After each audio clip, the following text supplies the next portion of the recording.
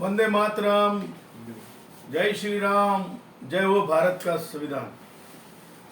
आज आपल्या समक्ष आणि एकूण ज्या प्रकारे महाराष्ट्रामध्ये राजकारण केलं जाऊ पाहत आहे त्या संबंधानं मुख्यत्वे आज बोलण्याचा उद्देश आहे। विद्यार्थी चळवळीमध्ये प्रदीर्घ काळ काम केलेला एक छोटासा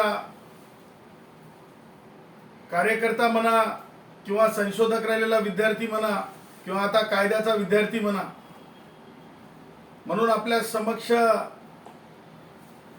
बोलत आहे। बोलताना मला खास करून एक बाब लक्षात आणून द्यायची आहे, ती म्हणजे ज्या प्रकारे वैद्यकीय परीक्षेच्या आधारावर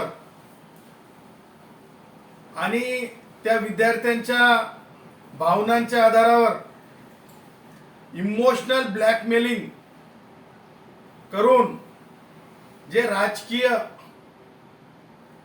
ज्या प्रकारची पोळी भाजण्याचा प्रयत्न म्हणजे देशात आणि राज्यात सुद्धा चालू झाला आहे। आणि म्हणून विद्यार्थ्यांच्या भावनांना इमोशनल ब्लॅकमेलिंगचा आधार घेत जे आंदोलन दिल्लीमध्ये चालू आहे त्या आंदोलनाला, लोकशाहीमध्ये प्रत्येकाला आंदोलन करण्याचा अधिकार आहे, इथपर्यंत ठीक आहे। परंतु आंदोलन करणारे भारताच्या संविधानाला मानतात की नाही असा माझा प्रमुख प्रश्न आहे। जर आंदोलन करणारे भारताच्या संविधानाला मानत असतील तर माननीय उच्च न्यायालयाने मुंबईच्या देखील जरंगेची प्रकृती जेव्हा खराब होत होती त्यावेळेस जे निर्देश दिले होते आणि दिल्ली उच्च न्यायालयामध्ये सुद्धा सोनम वांगचुक यांच्या बाबतीमध्ये जे याचिका दाखल झालेली आहे संविधानिक भूमिकेच्या आधारे म्हणजे राईट टू लाईफच्या आधारे, मग सोनम वांगचुकांना हे सांगायचंय का की ते संविधानापेक्षा मोठे आहेत, देशामध्ये आक्रमकता आणून ह्या सगळ्या गोष्टी का केल्या चालल्यात तर युवकांना भावनिक आधार बनवला चाललाय। मला दुसरा मुद्दा म्हणजे तुम्हाला मरेपर्यंत उपोषण करता येत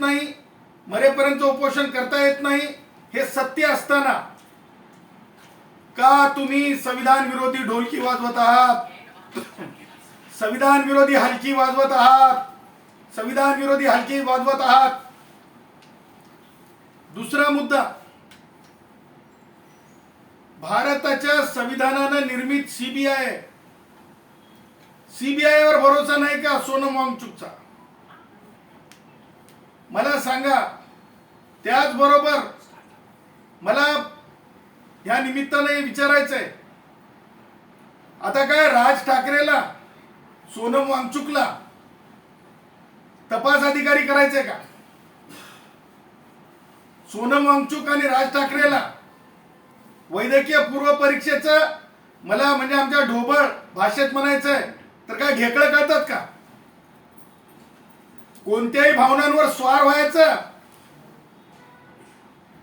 मला आमच्या गुराखी भाषेतच सांगायचं झालं तर राज ठाकरे आता वाजंत्री झाल्यासारखं हलकी वाजवणारे झालेत का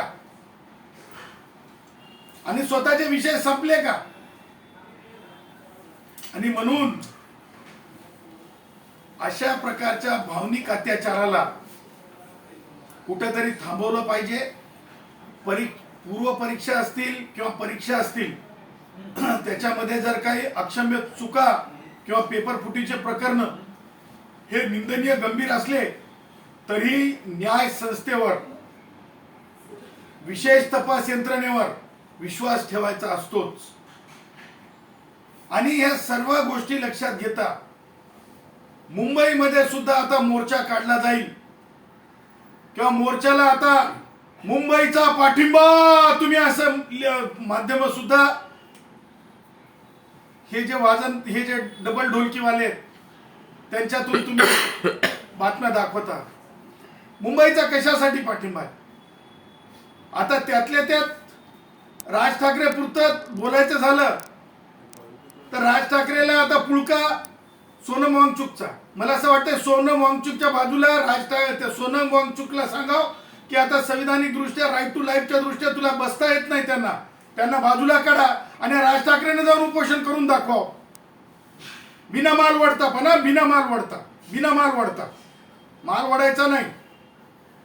आणि म्हणून मला हे समजत नाही, उचलली जीभ लावली टाळाला. कोणाच्या भावनेनं पायदळी तुडवायचं? अरे ते विद्यार्थी आहेत, त्या विद्यार्थ्यांना दुसरी परीक्षा झालेली आहे, त्या परीक्षेचे निकाल अवेटेड आहेत, आरोपी अटक आहेत. असा आहे का काय पुरावा की माननीय शिक्षण मंत्री पद हे मान्यच असतात? माननीय शिक्षण मंत्री त्यांच्या बाबतीमध्ये काही हे आहे, लिंक आहे, असं काय आलंय का? राज ठाकरे टीईटीच्या बाबतीमध्ये बोलायचं ना, जरा जास्त प्रगल्भ वाटले असते. कारण राज्यात तर नाही, तुम्ही वार्डात थोड्या बहुत राहिलात, काही जे चांगलं काम करणारे छोटे मोठे नगरसेवक तिथपर्यंत राहिलात, त्याच्यावर तुमचं बोलणं येत नाही. परंतु तुम्हाला ज्या गोष्टी माध्यमांना आकर्षित करता येतात त्याच्यावर तुम्ही माध्यमाचे प्रतिनिधी येणार नसेल तर आता ट्विट करून सोडायले तुम्ही. ह्या सगळ्या गोष्टी डबल ढोलकी हे थांबल्या पाहिजेत. आणि त्या पुढे जाऊन राज ठाकरेच्या पार्टीत राज ठाकरेला कोणी विचारणार आहे की नाही हे असा प्रश्न आहे. म्हणजे विचारणार म्हणजे संमती म्हणजे पाठीराख किंवा राज ठाकरेंच्या बाबतीमध्ये समर्थक आहे की नाही कोणी? कारण मी बघितलं राज ठाकरेच्या मुलाला, म्हणजे आमच्या भाषेत आम्ही आपली औलाद म्हणतो, औलादीला येऊन राज ठाकरेचं पाठराखण करण्याची वेळ आली.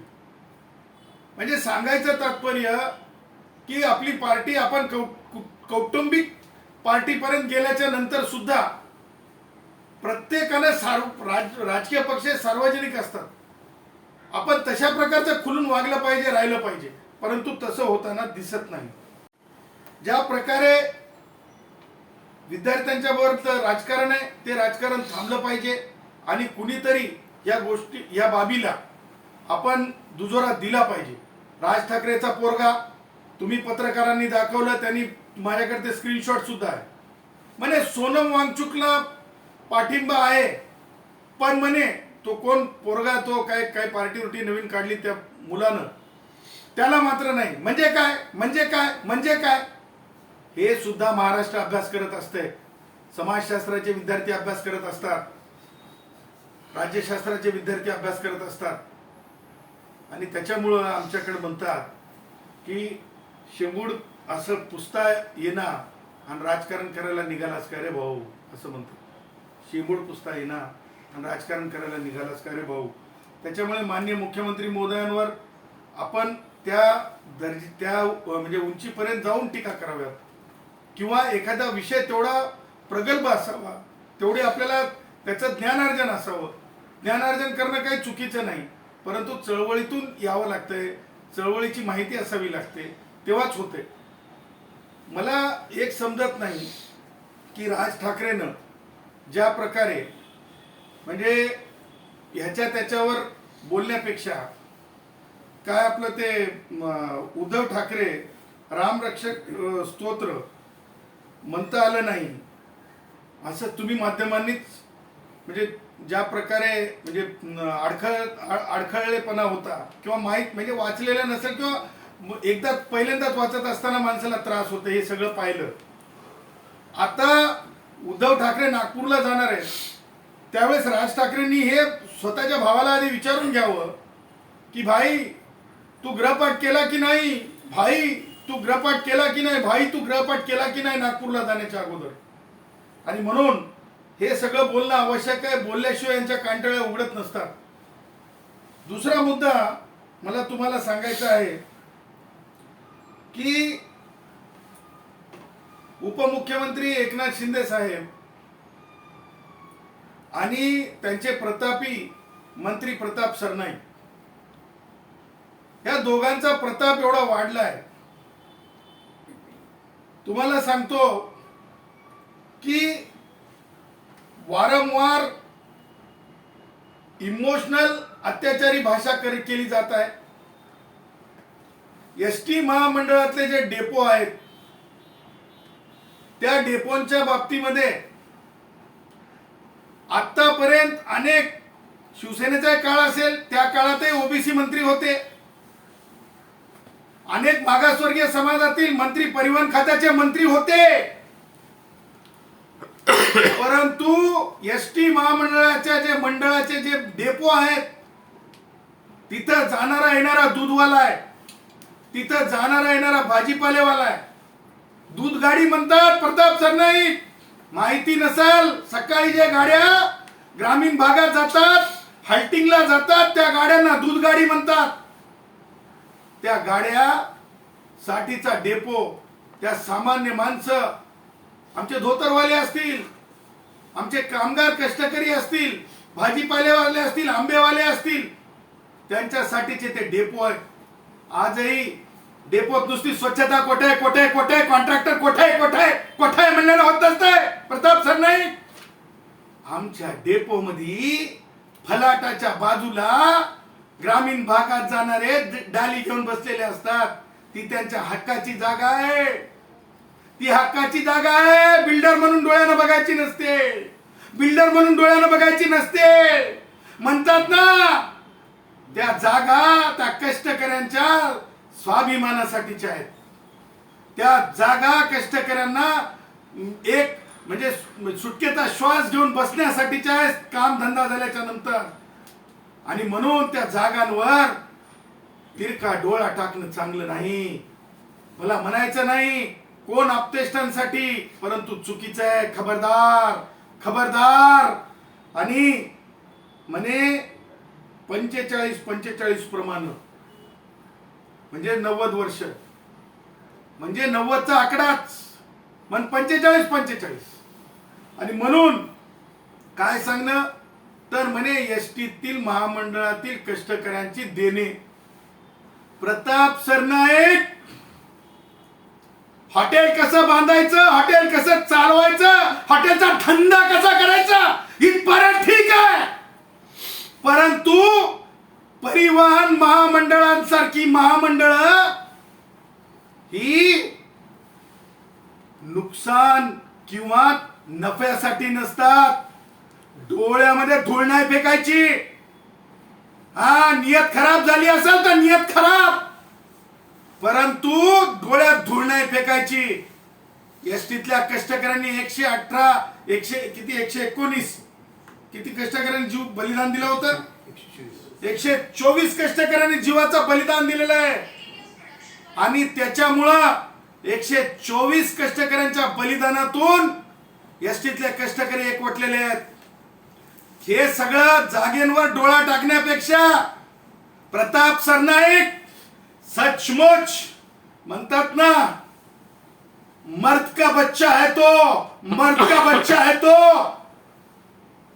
विचारायचं सन्माननीय उपमुख्यमंत्री एकनाथरावजी शिंदे साहेबांना आणि उदय सामंतांना, सन्माननीय मंत्र्यांना, की तुम्ही पहिल्यांदा जेव्हा उद्धव ठाकरे पासून बाजूला झालात, याच एसटी वाल्यांनी आझाद मैदानामध्ये तुमचा जय जयकार करून आझाद मैदान भरलं होतं. तुमच्या अधिवेशनासाठी काय ते काय होतं, वर्धापन दिनासाठी 7वा वेतन आयोग देण्याची चिठ्ठी कुठे हरवली,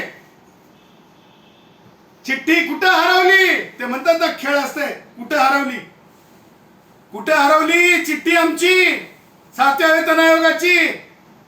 आणि कशी ही चिठ्ठी सापडली, पीपीपी.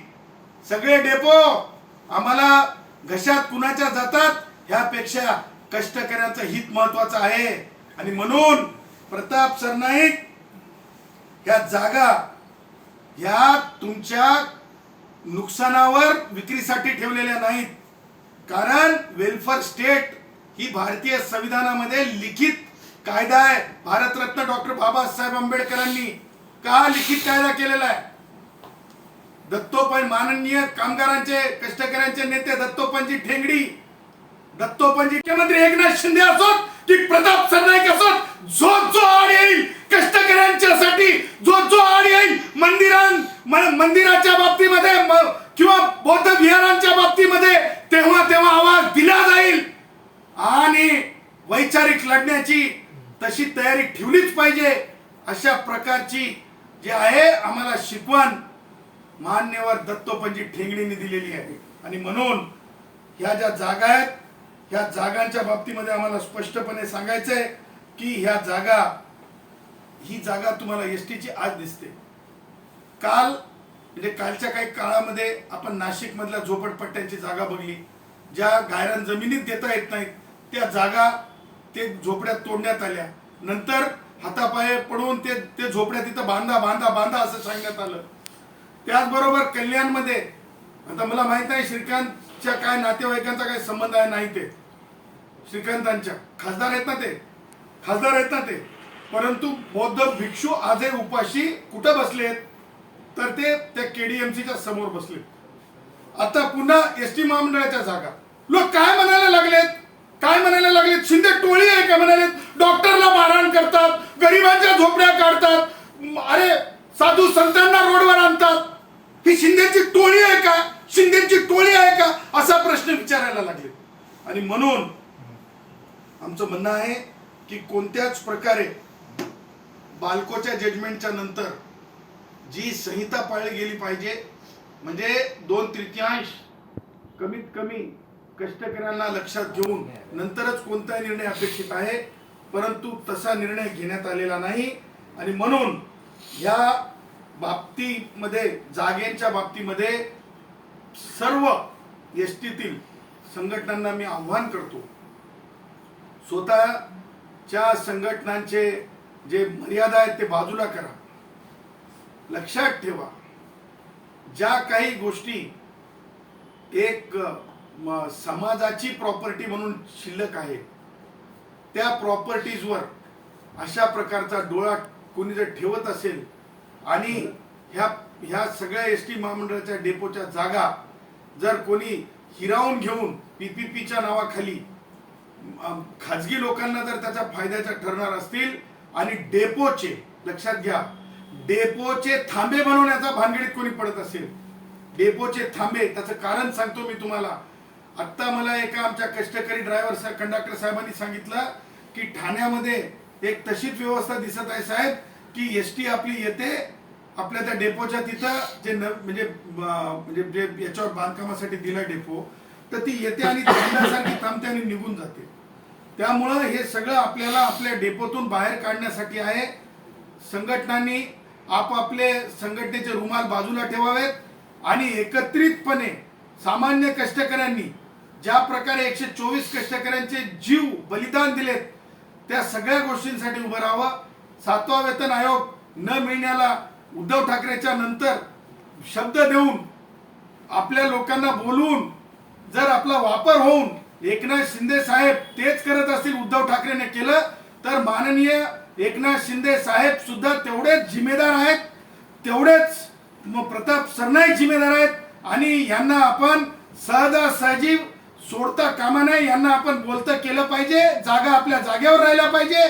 सन्माननीय एकनाथ शिंदे साहेब 7वा वेतन आयोग कधी देणार हे आधी सांगायला सांगा.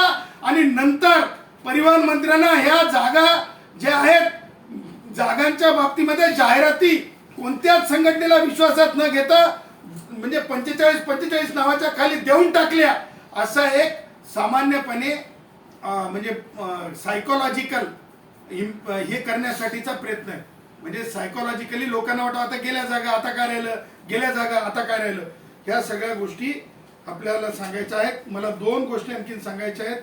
त्यांचा देखील याला पाठिंबा आहे की पीपीपी तत्वावर सगळ्या जागा विकसित झाल्या पाहिजे. सन्माननीय मुख्यमंत्री मोदयांच्या बाबतीमध्ये, देवेंद्रजींच्या बाबतीमध्ये तमाम कष्टकऱ्यांना अभिमान आहे, कारण ते कोणते उद्योजक आणि त्यांचा कोणताही धंदा नाही. त्या बाबतीमध्ये आम्हाला बिलकुल त्यांच्या मनामध्ये त्यांच्या भावना ज्या आहेत त्या भावना कष्टकऱ्यांच्या विरोधातल्या नाहीत. परंतु परिवहन खात्याचे मंत्री हे पूर्णपणे धंदेवाईक आहेत, कारण त्यांचे धंदे आहेत. ते म्हणजे रॅपिडोला म्हणजे याच्यापर्यंत नेऊ शकतात, दहीहंडीपर्यंत नेऊ शकतात. तर आमचं म्हणणं हे आहे की माननीय मुख्यमंत्री महोदयांनी नुकसान तोट्याच्या बाबतीमध्ये कष्टकरी संघटनांची बैठक घेणं आवश्यक आहे. आणि माननीय मुख्यमंत्री महोदयांनी कधीसुद्धा प्रोसिजर ऑफ लॉ फॉलो करू नका असं कधी म्हणलेलं नाही. आज प्रताप सरनाईक माननीय मुख्यमंत्री महोदयांचे फोटो त्यांच्या प्रत्येक ह्या PPPच्या संदर्भाने हे करत आहेत, म्हणजे जाहिरातीमध्ये जाणून बुजून छापत आहेत, जेव्हा की एकनाथ शिंदे साहेबांचे फोटो प्रताप सरनाईक खाली छापत आहेत. परंतु मला त्या राजकारणात जायचं नाही. माननीय मुख्यमंत्री महोदयांचा उद्देश हा कष्टकऱ्यांच्या भावनांवर किंवा राजकारण करणे नव्हे, तर त्यासाठी प्रताप सरनाईकचं नापासपण फेल प्रोग्रेस रिपोर्ट हे माननीय मुख्यमंत्री महोदयांसमोर नसावा. त्याच्यातून माननीय मुख्यमंत्री महोदय बोलले असतील. त्याचं कारण असं आहे की प्रताप सरनाईक आल्याच्या नंतर 68,000 हे असलेले सभासद असलेल्या संघटनेला आत्तापर्यंत मान्यता देण्यात आली नाही. त्याचबरोबर प्रताप सरनाईक आल्याच्या नंतर केवळ द्वेषभाव कष्टकऱ्यांमध्ये पसरवणे आणि नुसती चमकोगिरी करणे, ह्या सगळ्या गोष्टी प्रताप सरनाईकांनी केल्यात. ज्या गोष्टी प्रोसिजरली लागतात, म्हणजे जर तुम्हाला एखाद्या जागेला जर त्या जागेला लीजवर द्यायचं असेल किंवा त्या जागेला एखाद्या तत्वाखाली डेव्हलप करायचं असेल, तर वेगवेगळे उच्च आणि सर्वोच्च न्यायालयाचे हे आहेत, निरीक्षण आहेत, त्या गोष्टी माननीय मुख्यमंत्री महोदयांसमोर ठेवल्यात की नाही. आणि माननीय मुख्यमंत्री महोदयांना मी विनंती करतो की आम्ही त्या सगळ्या गोष्टी घेऊन त्यांच्याकडे यायला तयार आहोत. परंतु जर त्या गोष्टी पाळल्या न पाळता प्रताप सरनाईकांना म्हणजे मला म्हणायचं नाही हव्यास किती आहे ते, परंतु त्या हव्यासापोटी दूधवाला, मी माननीय मुख्यमंत्री महोदयांना फार भावनिक मी साथ घालत आहे. माननीय मुख्यमंत्री महोदय हात जोडून विनंती आहे, तिथं जर मॉल सारखे जर डेपो झाले ना, तर आजही माझ्या विदर्भातली याडी, आजही माझ्या मराठवाड्यातला फेटा बांधलेला धोतर घातलेला दूधवाला, भाजीपालेवाला, त्याचा विचार व्हावा. कारण मॉलमध्ये ना तो मध्यमवर्गीय माणूस सुद्धा जाताना ना ते काच ढकलताना माणूस दोनदा विचार करतो. आणि त्यामुळं मंत्री परिवहन खात्याचे धंदेवाईक असल्यामुळं अगोदर ह्या सगळ्या चिंतनीय गोष्टींवर संघटनांना एकत्रित घेऊन माननीय मुख्यमंत्री महोदयांनी चर्चा करावी. आणि मला हे माहिती आहे की आत्तापर्यंत आज तारखेपर्यंत शासन निर्णय, तुम्ही पत्रकारांना मी विचारतो, प्रताप सरनाईक जाहिरातबाजी करत आहेत, तुम्ही शासन निर्णय वाचलाय का? पर्टिक्युलरली तुम्हाला विचारतो, वाचलाय. शासन निर्णय मला पाठवा. शासन निर्णयाच्या जाहिराती पाठवल्या चालल्यात, परंतु शासन निर्णयाच्या जाहिराती पाठवल्या चालल्या, शासन निर्णय आला का? मुद्दा तो आहे. आणि दुसरा मुद्दा की ह्या जागा देताना शासन निर्णयावर जागा देता येतात की कायद्यामध्ये बदल करावा लागेल, हा सगळ्यात महत्वाची गोष्ट आहे. कायद्यात बदल झालाय का? तिसरा मुद्दा, सर्व उच्च न्यायालयाने तर असं एक निरीक्षण नोंदवलेलं आहे की आमच्या कोर्टाच्या जागा सुद्धा तुम्ही उद्या द्याल का कुणाला? ह्या सगळ्या गोष्टी महत्व ठेवतात. म्हणून मुख्यमंत्री महोदयांनी ह्या आमच्या भावना, दत्तोपंत ठेंगडींच्या विचारातून आलेल्या भावना आहेत. माननीय मुख्यमंत्री महोदय, दत्तोपंत ठेंगडींच्या विचारातून आलेल्या भावना आहेत. जे सोनाक्षी सिन्हा यांना मुझे सोनाक्षी सिन्हा जी, मिसेज जहीर इकबाल भी कह सकते हैं आपको, क्योंकि आप तो पति पत्नी हो. मैं आपसे कहना चाहता हूं कि आपने तो बोल दिया, अभी चुप नहीं बैठेंगे. किस बात पे चुप नहीं बैठेंगे? वो लोग छात्रों के ऊपर राजनीति करने निकले हैं, सिस्टम के ऊपर राजनीति करने निकले हैं, और आपकी कोई फिल्म नहीं चल रही है तो आप इस तरह से TRP लेंगे कि कोई तो भी सोनाक्षी सिन्हा जी है और वो बहुत कुछ कर बताएंगी. वो सोनम वांगचुक के साथ आंदोलन को क्या ये पाठिंबा दे के उनके साथ ये करके साथ देते हुए, और दूसरे जो है बिग बॉस की हमारे बहन क्या है सदानंद है ना, कुनिका क्या नाम था, कुनिका सदानंद जी. देखिए शो पास होना ये इस तरीके की हरकतों से नहीं होता। माधुरी जी देखिए, माधुरी जी एक स्टाइल काफी है, पब्लिक बोलती है क्या क्या बस, क्या एक्शन है, क्या एक्टिंग है, उसके लिए कला की जरूरत होती है। इस तरह के राजनीति के फंडे अपनाने की जरूरत नाही होती आहे आणि त्याच्यामुळं कलाकार सुद्धा या सगळ्या अशा भानगडांमध्ये येत आहेत आणि म्हणून मला या माध्यमातून आपणाला हे सांगायचं होतं की येणारा काळ मुंबईला डिस्टर्ब करण्याची भानगड कोणी करू नये किंवा म्हणजे असे काही सोशल अँटी सोशल एलिमेंट्स आहेत ते म्हणजे ह्या सगळ्यांना जसं मागे एकदा मुंबई बंद ठेवण्याचा प्रकार घडला होता तशा प्रकारचा मोर्चा किंवा बॉम्बे डिस्टर्ब करण्यासाठी जर कोणी प्रयत्न केला तर तशा प्रकारचा प्रयत्न आम्ही हाणून पाडू, कारण शेवटी एका मर्यादेपर्यंत इमोशनल अत्याचार सहन केला जातो।